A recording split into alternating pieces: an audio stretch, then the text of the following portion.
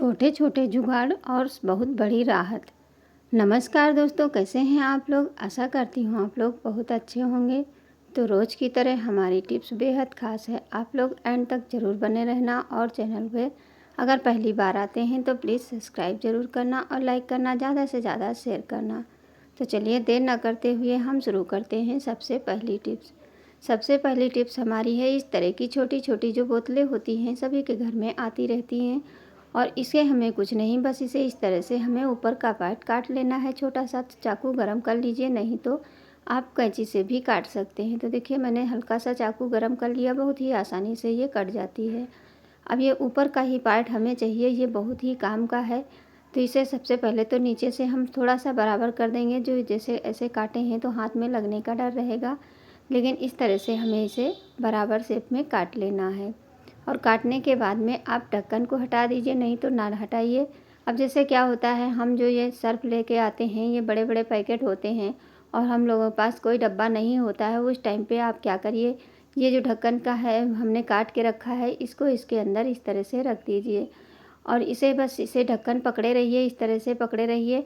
और उसके बाद में देखिए इसको पकड़ लीजिए और पॉलीथीन को इस तरह से पलट दीजिए। और पलटने के बाद में एक रबर बैंड ले लीजिए पतली वाली, इसको टाइट करके अच्छे से इसके ऊपर लगा दीजिए। अब ये हमारा एक डब्बा बनके तैयार है। आपका सर्फ जितना, जैसे ऐसे कभी कभी डालने लगते हैं तो बहुत ज़्यादा गिर जाता है या हमारा वेस्ट हो जाता है, इधर उधर बिखरता रहता है।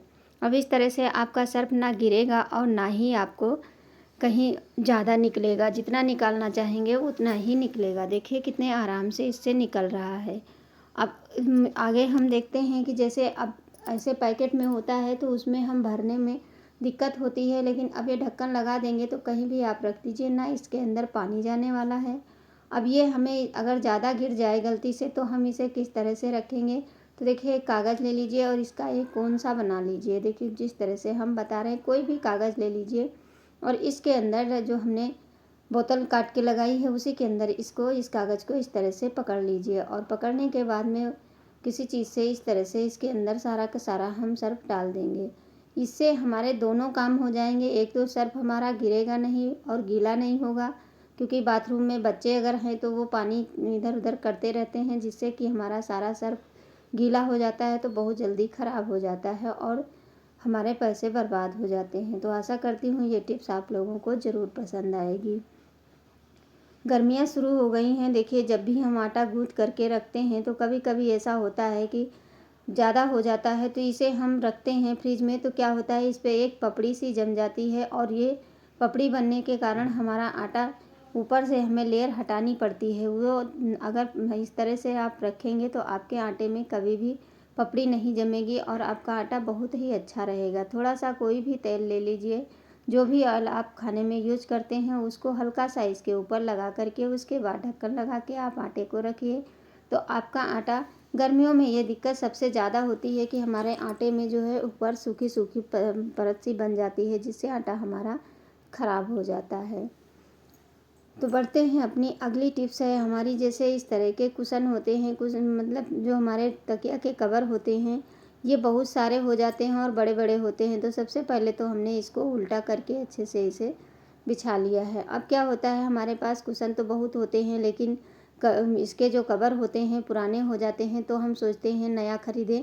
तो देखिए जिस तरह से हम वीडियो में दिखा रहे हैं आप उसी तरह से इसको हमें पकड़ लेना है। पलट के इस तरह से हमें इसे पलट देना है। दोनों कोनों से इस तरह से बराबर से करके पलटेंगे तो आपकी बड़ी सी पिल्लो कवर जो है वो आप कुशन पे आराम से लगा सकेंगे। और जब भी मन करे तो आप दूसरी भी इसी तरह से सारे कुशन कवर आप नए कर सकते हैं। देखिए हमने इस तरह से फोल्ड कर दिया है। अब आगे देखिए किस तरह से करना है वो आप लोग ज़रूर देखिए। अगर आपको समझ में नहीं आता है तो आप वीडियो को आगे पीछे करके रोक करके देख सकते हैं। तो देखिए इस तरह से अब हमें इसके अंदर हाथ डालना है और हाथ डाल करके इसे हमें पलट देना है। तो देखिए इसको हम उल्टा करके इस पीछे की साइड में कर दिए हैं, फिर बाद में इसको इस तरह से पलट देना है। ये कोना पकड़ लेना है और इसी तरह से दूसरे सिरे से हम इस तरह से पकड़ लेंगे दोनों दूसरे। और उसके बाद में देखिए कितने अच्छे से ये पिलो बनके मतलब हमारा कुशन का कवर बन जाएगा। इतना बड़ा कवर था और बिल्कुल पता ही नहीं चलेगा कि ये हमने बड़ा पिलो कवर कुशन पे चढ़ाया है। सुंदर सा एक कुशन कवर बन जाएगा। अब वैसे तो हमारे घर में बहुत सारे पिलो कवर पड़े रहते हैं, तो इस तरह से आपके घर में जितने भी कुशन हैं उनको आप इस तरह से कवर बना लीजिए। देखिए कितना सुंदर लगने लगा है और आपका कुशन भी नया हो गया है। आपको कवर लाने की आवश्यकता नहीं पड़ेगी। तो है ना कमाल की टिप्स, मतलब हमारे पैसे भी बच जाएंगे और हमारी कुशन के कवर भी नए हो जाएंगे। क्योंकि चादर जब फट जाती है तो हमारे ये कवर बहुत ज़्यादा हो जाते हैं। तो इस तरह से आप छोटी सी टिप्स अपना करके अपने तकिए के कवर को रख सकते हैं।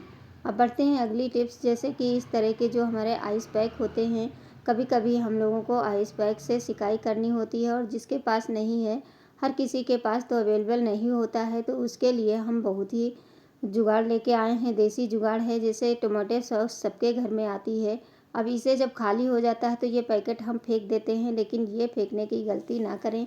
इस तरह से इसको साफ़ करके उसके बाद में देखिए, सबसे पहले तो ये हमारे पास बहुत सारे हो जाते हैं तो इन्हें हम फेंक देते हैं, लेकिन फेंकने के बजाय आप इसे क्या करिए, जो खाली हो जाए उसको साफ़ करके आप रख लीजिए और ये कभी भी आपके काम आ सकता है। तो चलिए सबसे पहले तो हम इसे धुल के साफ़ कर लेते हैं।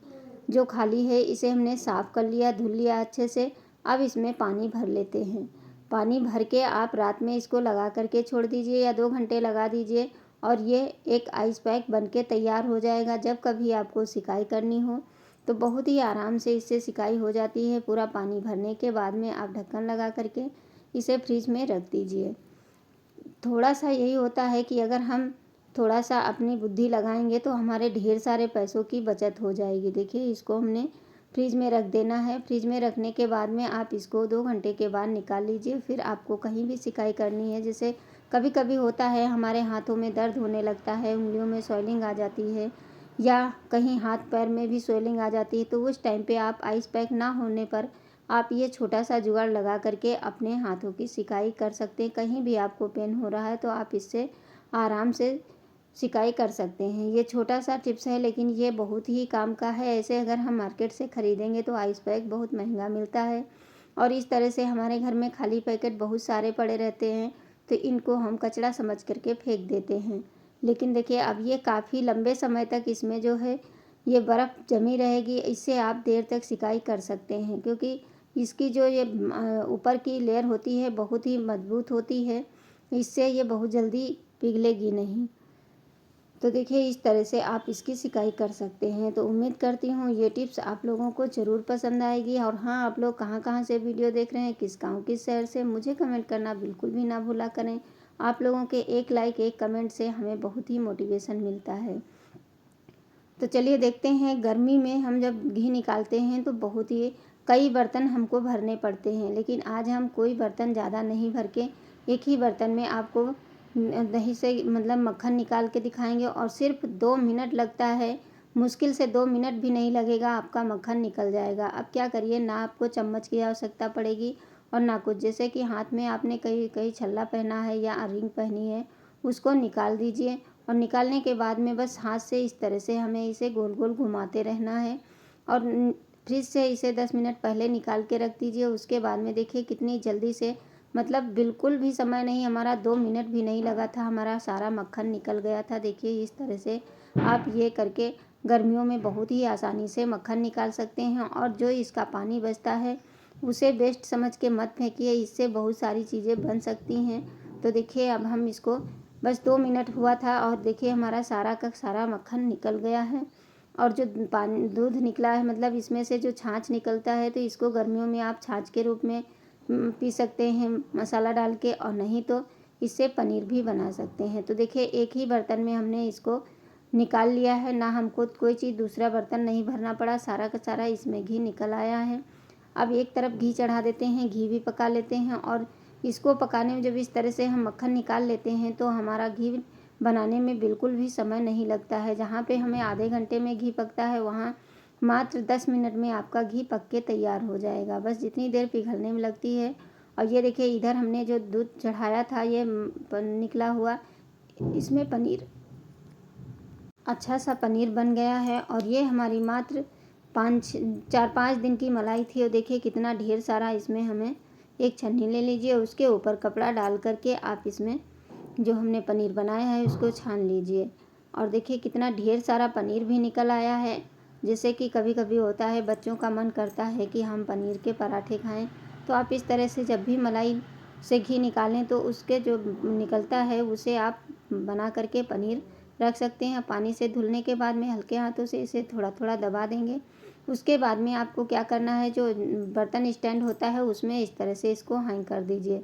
इससे जितना भी पानी होगा सारा निकल जाएगा और आपका पनीर बढ़िया बन के तैयार हो जाएगा। इधर हमारा घी भी देखिए मेल्ट हो चुका है। अब इसे पकाने में बिल्कुल भी समय नहीं लगता है। छोटी छोटी टिप्स होती हैं लेकिन ये हमारे रोज़मर्रा के काम को बहुत ही आसान बना देती हैं और हमारे जो ढेर सारे पैसे भी बचाते हैं। तो देखिए कितनी जल्दी से घी बन के तैयार हो गया है। तो उम्मीद करती हूँ आज की टिप्स आप लोगों को ज़रूर पसंद आई होगी। पसंद आए तो प्लीज़ लाइक करना और चैनल को सब्सक्राइब